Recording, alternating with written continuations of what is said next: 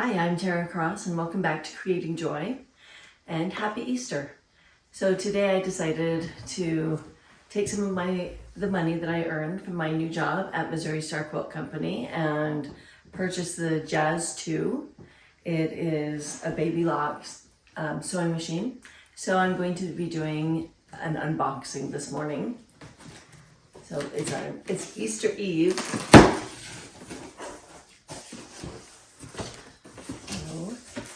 It's much bigger than any of my other machines. It's supposed to be a quilting machine. Since I'm getting into lots of quilting nowadays, thought I would get it. So this right here, one of my other sewing machines has this too. This is a knee pedal. You can hook it on your machine and use it for your knee instead of having to use your foot. So that is a nice feature.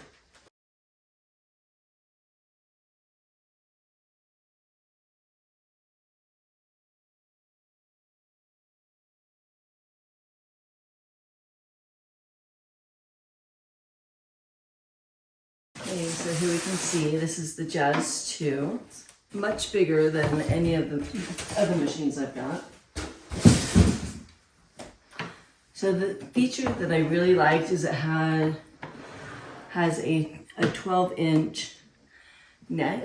So when you're sewing your quilts and stuff, you'll have more room to roll up your quilt. So that was one of the biggest things that drew me to the Jazz 2. Was how big the neck was, and yeah, well, I am really excited to get to use it. So with the Jazz 2, you have a couple of different features. We've got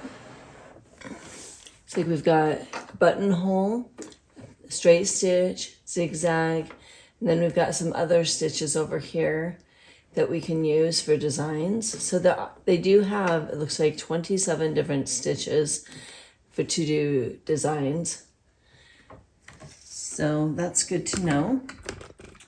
So I'll show you what the top is. We've got the knobs over here.